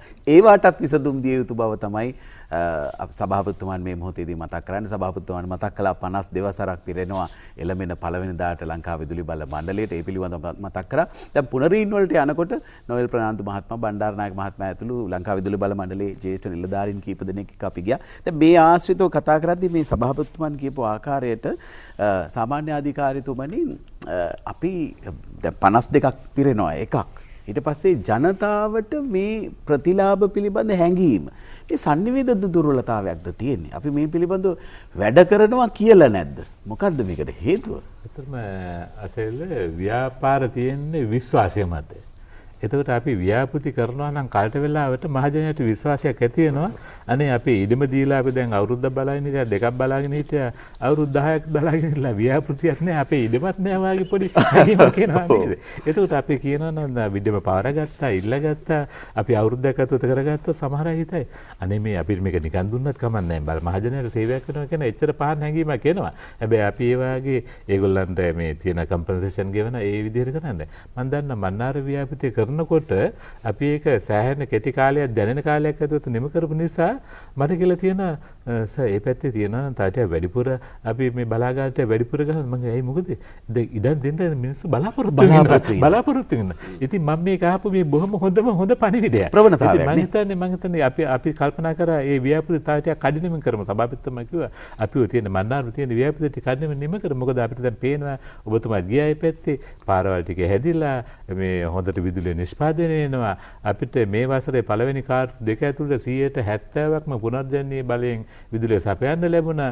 10% සුළං විදුලි බලයෙන් අපිට විදුලි නිෂ්පාදනය කරගන්නට පුළුවන් වුණා. ඒක තෙල් වලින් නිපදුවොත් එක දවසකට මිලියන 70ක් විතර ප්‍රමාණයක වැයක් අපිට නවත්ත ගන්නට පුළුවන් වුණා. ඒක නිසා විදුලි බල මණ්ඩලයේ ඊටාම සුබදායි අපි අර කියන බොටම් ලයින් අපේ මේ කියන්නේ බැලන්ස් ෂීට් එක. ඒකට නම් හොඳ පැත්තකට හැරුණා මේ ජලය විදුලිය ජලයෙන් සහ මේ පුනර්ජනනීය බලය නිසා. ඉතින් අපිට මේ තත්ත්වය වැඩි දියුණු කරගත්තොත් මේ ප්‍රතිලාභ කෙලින්ම අපිට මහජනට ලබා දෙන්න පුළුවන් අසේල. ඉතින් මම හිතන්නේ අපි ව්‍යාපෘති අර විශ්වාසයෙන් යුතුව නිම කරලා අපිට හිතමු මේ මහජනයාට අවශ්‍ය කම්පෙන්සේෂන්. ඇත්තටම මේගොල්ලන් බලාපොරොත්තු වෙන්නේ ගොඩක් ලොකු දේවල් බලාපොරොත්තු වෙන්නේ ලංකාවේ ජනතාව බොහොම හොඳයි ඉන්නේ. අපි අය තමයි පොතේ රාමුවට කොටු වෙලා අපිට අනුමැතිය එනකන් ඉන්න ඕන. මේ වැඩේ එනකන් කොලේ අතට එනකන් දෙන්නේ නැහැ. ඒක ආවත් තව මාසයක් දෙකක් පරක් වෙලා තමයි අපි උත්සවයක් තියලා තමයි දෙන්නේ. නොඑක් කාරණා කරලා අර තියෙන ප්‍රතිලාභ ටික අඩු කරගත්තොත් පොඩි නිකන් හිතට මන් දන්නේ ඒක හොඳක්ද නරකක්ද සමානයි. දැන් අපි දමිත මහත්මයාත් සඳහන් කළ ආකාරයට දැන් අපි අර මිනි හයිඩ්‍රෝ ඒ කියන්නේ කුඩා ප්‍රමාණයේ ජල විදුලි බලාගාර සහ කුඩා ප්‍රමාණයේ මේ සූර්ය සුළං මොනහරි ඒ වගේ දේවල් වලට මේ දක්ෂයෝ අපේ රටේ ඉන්නවා. ඒ අය පිට රටවල ගිහිල්ලා පවා ආයෝජනය කරලා මුදල් ඩොලර් අපේ රටට අරගෙන එන අවස්ථා තියෙනවා. මේක ප්‍රසාරණය කරන්න ඉඩකඩ ලබා දීමේ වැඩපිළිවෙලක් නැද්ද? ඇත්තටම ව්‍යාපාරික මට පුද්ගලිකව කියලා තියෙනවා ලංකාවේ වැඩ කරනවට වඩා වෙන රටවල වැඩ කරන්න ලේසි කියලා. මේක දෙහිද්ද කියන්න වෙනකොට ඉතින් කරන්න දෙයක් නැහැ. ඉතින් ඒකෙන් ලොකු පණිවිඩයක් දෙන්නේ අපි විදුලි බල මණ්ඩලය සහ වෙනත් ආයතන ටිකක් අලුත් විදිහකට බලන්න වෙයි වාගේ. නැත්තම් අපේ සල්ලි ටිකම ආයෙ පිටරට යනවානේ. අපි දැන් සල්ලි පරිස්සම් කරගන්න කියලා කියපාම. ඒතර වෙන ආයෝජකයෝ පිටින් එනකොට ටිකක් පොඩි අමුතු විදිහකට බලන්නත් නිකන් කල්පනා වෙලා තියෙනවා මේ දවස්වල. ඉතින් මේ මන් දන්නේ ලංකාවේ පුදුම ලැබීමක් තියෙන්නේ. හැමෝම ආයෝජක මොන හේතුවක් නිසාද දන්නේ ලංකාවට එන්න බලනවා. ඉතින් අපේ අය හිතන මේකේ නොපෙන්න වටිනාකමක් තියෙනවා කියලා නිකන් ප්‍රතිරෝධයක් තියෙනවා වගේ. මම දන්නේ මං හිතන්නේ කොළ පාට තියෙනවා නැත්නම් ඉංග්‍රීසියෙන් කතා කරන්න පුළුවන්. ඒ මොන හරි වෙන්නේ නැති. අපි මේ ප්‍රතිලාභය ලබා ගන්න ඕනේ. මොකද දැන් අපි මේ කොවිඩ් කාලේ ආයෝජකයෝ එනවනම් මල් මාලා දාලා පළඳලා ගන්න වෙන්නේ නැත්නම් අපිට නොකනොබි මෙරෙන්නයි වෙන්නේ තව අවුරුදු දෙක තුනකින්. ඔබතුමන් hina වෙලා කියන්නේ මා දරුණු කතාවක්. සැබෑවටම මේ ආකල්පමය වෙනස් වෙයි. මට නම් තේරෙන්නේ ආයෝජක මොකටද මේ රටට එන්නේ කියලාවත්. තේරුම් ගන්න අමාරුයි. මොකද මේ මිනිසුන් දෙන දසවද 32ම දිහා බැලුවාම මම හිතන්නේ ආයෝජකෙල්ලේ මේ රටින් උඩින් යයිද කියලා හිතන්න අමාරුයි. මොකද ආයෝජකේ කාපු වෙලේ හිටම මේ මිනිසයාට ඒකට පාසකම් දීමට වඩා පුළුවන් තරම් ප්‍රස්තියද කිරීමක් කරන්නේ. හොඳයි. සභාපතිතුමනි දැන් මම කැමති දමිත මහත්මයා වෙත හැරෙන්න. දැන් අර අපි දන්නවා දැන් මේ විදුලි බිල අවසානයේදී මිනිස්සුන්ට දැනෙන කාරණාවනේ. දැන් විදුලි බිල වැඩිවීමට හේතුවක් විදිහට සමහරු කතා කරනවා මේ කාණ්ඩ අනුව මිල ක්‍රමයන් ස්ථාපනය කිරීම සහ ඒ පාරිභෝගික කාණ්ඩ අනුව මිල ක්‍රමයන් ස්ථාපනය කිරීම. එතකොට කොමිසමේට මේ සම්බන්ධයෙන් වැඩපිළිවෙලක් තියනවාද මේ වගේ දේවල් වලදී පාරිභෝගිකයා පැත්ත හිතලා යම් තීන්දුව తీරන ගැනීම? ඔව් ඇත්ත වශයෙන්ම විදුලි මිල අනුමත කිරීමේ වගකීම තියෙන කොමිෂන් සභාවට. ඒතර කාණ්ඩ වශයෙන් මිල ක්‍රමයේදී මිල වැඩිවීමක් කියන කාරණයක් වෙන්නේ නැහැ. ඇත්ත වශයෙන්ම වෙන්න ඕනේ මිල අඩු කරගන්න නම් අවම වියදම් ජනන ප්‍රභවවලින් විදුලිය මිලදී අරගෙන ඒව සම්ප්‍රේෂණය කරලා බෙදා හරින්න ඕන. දැන් අපි ඔව්, කතා අපි කරන්නේ කතා කරන්නේ ඒක තමයි. ඒ කොහොමද ඒක කරන්නේ? ඒ ශේත්‍රය. එතකොට ඒක සඳහා තමයි දැන් රජය විසින් ඉතාම පැහැදිලි ප්‍රතිපත්තියක් ඉදිරිපත් කරලා තියෙනවා. අපි ඒක ගැන කතා කරා. එතකොට මේ ප්‍රතිපත්තියේදී අපිට පැහැදිලිවම දැන් කතා වුණ දෙයක් තමයි මේකේ මිල අවමයි. ඒ වගේම ස්ථාවර මිලක් පවත්වාගෙන යන්න පුළුවන්. තුන්වෙනි කාරණය තමයි ජනතාවට තියෙන මේ විදුලි බල සුරක්ෂිතතාවය. විදුලි බල නෙවෙයි බල ශක්ති සුරක්ෂිතතාවය කියන එක. එතකොට අපිට මේ දේශීය ප්‍රභව වලින් ගත්තාම බල ශක්ති සුරක්ෂිතතාවයත් තබා ගන්න පුළුවන්. එතකොට ඒ වගේ කරුණු හරහා තමයි අපිට විදුලි මිල ස්ථාවරව අවම වශයෙන් තබා ගන්න පුළුවන්. ඔය ටැරිෆ් එකේ සිස්ටම් වෙනස් කළා විදුලි මිල අඩු කරන්න බෑ. විදුලි මිල අඩු කරන්න නම් විදුලි මිල අවම මිලට මිලදී ගන්න ඕනේ. නිෂ්පාදනය කරන්න ඕනේ. දෙවැනි වශයෙන් තව කාරණයක් මම මෙතුමාගේ මේ කියපු කාරණේට ඇඩ් කරන්න කැමතියි. ඒක තමයි දැන් ඔය සූර්ය බල ව්‍යාපෘතිවලදී හරි සුවිශේෂ දෙයක් වෙනවා. මේ පොඩි ගෙවල් වල හදනවා කිලෝවොට් 5 10. එතකොට ඒගොල්ලෝ ඒ විදුලි බල ඒ කිලෝවොට් 5 හදුවාම එයා ව්‍යවසායික බවට පරිවර්තනය වෙනවා. මොකද එයා විදුලිය හදලා විදුලි බල මණ්ඩලයට විකුණලා ආදායමක් ගන්නවා. ඒ වගේම ඒක හයි කරන එක්කෙනත් ව්‍යවසායකෙක්. එතකොට එකම ප්‍රාග්ධනයෙන් ව්‍යවසායෝ දෙදෙනෙක් බෙහි වෙනවා. මේක හැමතැනම වෙන්නේ නැහැ. ඊළඟට ඒ ගමේ ඉන්න කාර්මිකයා තමයි මේක හයි කරන්නේ. එතකොට ඒගොල්ලන්ගේ තත්වයක් ඉහළ යනවා. එතකොට මේක ඇත්තට මේ ජනතාකරණය කිරීම කියන කාරණාව තුල විදුලි මිල අඩු කිරීමට අමතරව සමාජයට ජනතාවට ලොකු වාසියක් ලැබෙනවා. අනික දවිත් මහත්තයා හැම මොහොතකම මිල අඩු කිරීම කියන කාරණාව නෙවෙයි. කාටත් මුදල් ලැබෙන ක්‍රමවේදයන් ජනනය කිරීමනේ වඩාම ප්‍රතිඵලදායකයි. අපි නොකරන්නෙත් ඒකනේ. අපි කියන්නේ අපි මොනවා ගත්තත් කමන්නේ අනිත් මිනිහට කීයක් හම්බුනේ කියන එකනේ අපි බලන්නේ. එහෙමයි. අපි හැමතිස්සෙම බලන්නේ අපිට කීයක්වත් ගන්න එක ගන්න නෙවෙයි අනිත් මිනිහට කීයක්වත් ගියද කියන එකනේ අපි හැමතිස්සෙම බලන්නේ. ඒකින්ද තමයි අපි මෙහෙම තත්වයකට පත් වෙලා ඉන්නේ. පුනර්ජනනීය බලශක්තිය සහ අනාගතය අපේ මාතෘකාව බවට පත් වෙලා තිබෙන්නේ සඳහා විදුලිය උත්පාදනය කරන ප්‍රභවයන් අපි කොහොමද පුනර්ජනනීය නොයසේනම් තිරසර සංවර්ධන ඉලක්ක සාක්ෂාත් කර ගැනීම සඳහා සොයාගන්නේ. ඒකෙදි අඩු වියදමින් විදුලිය උත්පාදනය කිරීම, ජනතාවට ඒ ප්‍රතිලාභ ලබා දීම, ජනතාවට රැකියා අවස්ථා, ආයෝජන අවස්ථා ආදී දේ ලබා දීම ප්‍රතිලාභ මහ ගොඩක් එක්ක මේ ක්‍රමය නැත්නම් මේ ක්‍රියාන්විතය අපි කොහොමද 2030 දී ළඟා කරගන්නේ. එහිදී ලැබෙන ප්‍රතිලාභ යම් ප්‍රමාණයකට අපි සාකච්ඡා කළා මේ මණ්ඩපය තුළ. මම කැමතියි සුනිත්‍ය බලශක්ති අධිකාරී අධ්‍යක්ෂ ජනරාල්තුමන් සුලක්ෂණ මහත්මයාගෙන් දැනගන්න. අධ්‍යක්ෂ ජනරාල්තුමනි දැන් මේ අර තිරසර සංවර්ධනය කියන මාතෘකාවත් එක්ක දැන් මේ අපි හදන්නේ මේ ඔක්කොම කරලා සමාජයට ප්‍රතිලාභ දෙන ගමන් අනාගත උපදින දරු පරම්පරාවන්ට මේ සියල්ල රැක ගැනීම කියන සංකල්පයත් මේක ඇතුලේ තියෙනව නේද? ඔව්. අසල් මහත්මයා වැදගත් කාරණාව මතු කරේදී අපි සාකච්ඡා කළා පිරිවැය අඩුවීම, ඒ වගේම දේශීය බලශක්ති ප්‍රවර්ධනය තුළින් ලැබෙන ප්‍රතිලාභ මේ කියන කාරණා අපි දීර්ඝව සාකච්ඡා කිරීමට බඳුන් කළා. මෙතෙන්දී තිරසාර සංවර්ධනය කියලා සාකච්ඡා කරාම අපි විශේෂයෙන්ම සස්ටේනබල් ඩෙවලොප්මන්ට් කියන කාරණාව තිරසාර සංවර්ධනය අපි බලන්න ඕනේ අපි කරන ක්‍රියාදාමයන් තුළ පාරිසරික වෙන බලපෑම. ඒ වගේම ආර්ථිකමය වශයෙන් බලපෑම. ඊළඟට සමාජික වශයෙන් තියෙන බලපෑම. මේ කාරණා නිසියාකාරයකින් කළමනාකරණය කර ගැනීමෙන් එහෙම නැත්නම් අපි කියන බැලන්ස් කරගෙන මේ කාරණා ක්‍රියාත්මක කිරීම තුල තමයි අපිට තිරසාර සංවර්ධනය ළඟා කරගන්න පුළුවන් වෙන්නේ. විශේෂයෙන්ම එක් කාරණාවක් දිහා බලලා හෝ කාරණා එකක් දෙකක් දිහා බලලා අපිට මේ කටයුත්ත කරන්න බෑ. අපි මේ සියලුම දිශානතීන් එහෙම නැත්නම් මානයන් සැලකිල්ලට අරගෙන තමයි අපේ තිරසාර සංවර්ධනය කියන කාරණාව කතා කරන්න ඕනේ. ඒතකොට දේශීය බලශක්ති ප්‍රවර්ධනයේදී එහෙම නැත්නම් පුනර්ජනනීය බලශක්ති වැඩි වශයෙන් අපි පද්ධතියේ අවශ්‍යතාවයන් සම්පූර්ණ කර ගැනීම සඳහා විදුලි ජනනය සඳහා යොදා ගැනීමේදී මේක තහවුරු කරන්නේ කොහොමද කියන කාරණාව වැදගත් වෙනවා. සමාජීය වශයෙන් බැලුවොත් අපි දැන් මෙතන සාකච්ඡා කරා සමාජීය වශයෙන් ලැබෙන ප්‍රතිලාභ. ඒ වගේම ආර්ථිකමය වශයෙන් තියෙන බලපෑම. අනිත් කාරණාව තමයි පාරිසරික. පාරිසරික කාරණාවට ආවම අපි දන්නවා අපි 2015 වර්ෂයේ COP21 සමුළුව එක්සත් ජාතීන්ගේ ජාත්‍යන්තර පරිසර සමුළුවේදී අපි යම් එකඟතාවයන්ට එළඹිලා තිබෙනවා.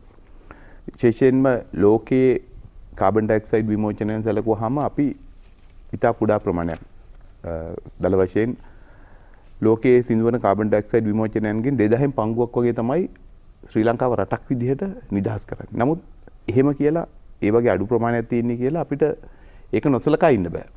ඒ කාරණාවත් එක්ක තමයි පුනර්ජනනීය බලශක්ති සංවර්ධනය කියන කාරණාව ඉස්සරහට එන්නේ.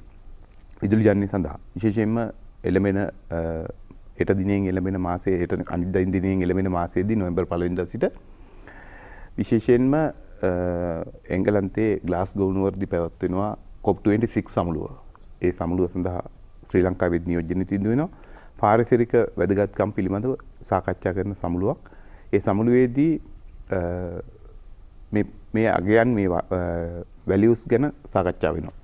විශේෂයෙන්ම රටක් විදිහට අපි පුනර්ජනනීය බලශක්ති ප්‍රභවයන් සංවර්ධනය කිරීමේදී 2030 වර්ෂයේ ඉලක්කය වගේම අපිට ඉන් එහාට ගිය ඉලක්කයන් තියෙනවා. 2050 වර්ෂය වෙන විට කාබන් නිෂ්ක්‍රීය තත්ත්වයකට පත් කිරීම, ඒ වගේම ඒ තත්ත්වයන් ළඟා කර ගැනීම කියන කාරණාත් එක්ක තමයි පුනර්ජනනීය බලශක්ති පිළිබඳ අවධානය යොමු වන්නේ. ඒත් පාරිසරික මම පැහැදිලි කළා පාරිසරික තත්ත්වය ඒ ආර්ථිකමය තත්ත්වයන් අපි සාකච්ඡා කළා, සමාජීය තත්ත්වයන් සාකච්ඡා කරා. මේ කාරණා එකට ගැට ගැහිලා තමයි තිරසාර සංවර්ධනයේ පිළිබඳව අපිට පුනර්ජනනීය බලශක්ති ප්‍රභවයන්ගෙන් ලබා ගන්න පුළුවන් වෙන්නේ. මගේ මුල් හැදින්වීමේදීත් මම පැහැදිලි කළා බලශක්තිය අපිට පුනර්ජනනීය බලශක්ති ප්‍රභව වලින් සංවර්ධනය කරාට, දේශීය බලශක්ති ප්‍රභව වලින් සංවර්ධනය කරාට මේ බලශක්තිය කාර්යක්ෂමව භාවිතා කළ යුතුයි. සංරක්ෂණය වෙන ආකාරයට භාවිතා කළ යුතුයි. ඒකත් අමතක කරන්න බෑ. එතෙන්දිත් විශේෂයෙන් මහ ජනතාව විදුලි පාරිභෝගිකයන් පාර්ශවකරුවන් විදිහට ඒ සඳහා අවධානය යොමු කරන්න ඕනේ. තමන් විදුලි උපකරණ තෝරා ගැනීමේදී විදුලි උපකරණයේ ආයු කාලයත් සමග දරන්න වෙන පිරිවැය අපි ගොඩක් දෙනෙක් එහෙම හැඟීමක් අඩුයි. ඒ කියන්නේ විදුලි උපකරණය පිරිවැය අඩු නම් ආරම්භයේදී මිලදී ගන්නකොට අපි හිතනවා ඒක මිලදී අරගත්තාම අපේ කර්තව්‍යය කරගන්න පුළුවන් කියලා. නමුත් ඒක නෙමෙයි. අපි විදුලි උපකරණය භාවිතා කරද්දී ආරම්භයේදී සාපේක්ෂව වැඩි පිරිවැයක් දරන්න සිදු වුණත් සමස්ත ආයු කාලය තුළ අපි දරන්න සිදුවන පිරිවැය පිළිබඳ අවධානය යොමු කරමු. ගොඩක් දෙනෙක් භාවිතේ නැති කාරණාවක් තමයි ඒක. දැන් උදාහරණයක් විදිහට අපි සාමාන්‍ය සූත්‍රිකා පහනක් ගත්තොත් මිලෙන් අඩුයි. නමුත් LED වගේ විදුලි පහනක් මිලදී ගත්තොත් ආරම්භක පිරිවැය වැඩි. නමුත් ආයු කාලය තුළ දරන්න වෙන සිදුවන පිරිවැය අඩුයි. ඉතින් මේ කාරණා අවධානයට යොමු කරගෙන අපි හැමෝටම තියෙනවා කාර්යය. අපි හැමෝටම තියෙනවා මේ ක්‍රියාත්මක කළ යුතු කාරණා. ඒවා සම්බන්ධව අවධානය යොමු කරලා මේ කටයුත්ත කිරීම තුළ තමයි තිරසාර සංවර්ධනය ළඟා කරගන්න පුළුවන් කියන එකයි මගේ විශ්වාසය. හොඳයි. ඔබතුමාත් මතු කළා මේ 2050 දී අපිට ඉලක්කයක් තියෙනවා ජාතික වශයෙන් ප්‍රතිපත්තියක රජයේ ඉන්නවා බලශක්ති ප්‍රතිපත්තිය කාබන් විමෝචනයෙන් තොර ශ්‍රී ලංකාවක් සඳහා. සභාපතිතුමා ලංකා විදුලි බල මණ්ඩලය මේකට අත්වල බැඳගෙන කටයුතු කරනවා. මේක යථාර්ථයක් බවට පත් කරන්න පුළුවන් වෙයිද? ඒත් මානේ අපි ඉන්නවද? ඔව්. ඇත්ත වශයෙන්ම පළවෙනි ප්‍රශ්නෙට උත්තරය තමයි පුළුවන්. අපි අවුරුදු 52ක ඉතිහාසයේ මණ්ඩලයක් වශයෙන් විදුලි වල ක්ෂේත්‍රයේ වශයෙන් නෙවෙයි විදුලි වල මණ්ඩලයක් වශයෙන් 52ක ඉතිහාසය ආපහු කරලා බැලුවහම අපේ විවිධ පරිවර්තනයන් වලට මූණ දීලා සාර්ථකව ජයගත්ත මණ්ඩලයක්. විදුලි බල මණ්ඩලයට ඉස්සෙල්ලා විදුලි බල දෙපාර්තමේන්තුව සහ පළාත් පාලන ආයතන උදෙකලා වූ තනි ගමන් වලින් තමයි මේ විදුලි බල ක්ෂේත්‍රයේ උපයෝගිතා සේවාවක් වශයෙන් පවත්වාගෙන ගියේ. 1960 ගණන් වෙනකොට රටේ රාජ්‍ය ප්‍රතිපත්තිය බවට පත් වුණා. තවදුරටත් විභේදනය වුණු පරිශ්‍රයකින් මේ දැවෙන ප්‍රශ්න ජනතාවගේ අවස්ථා ඉෂ්ට කරන්න බැහැ. ඒ උඩ තමයි මණ්ඩල කරා ජල සම්පාදන මණ්ඩලය වගේ මණ්ඩල බිහි වුණා.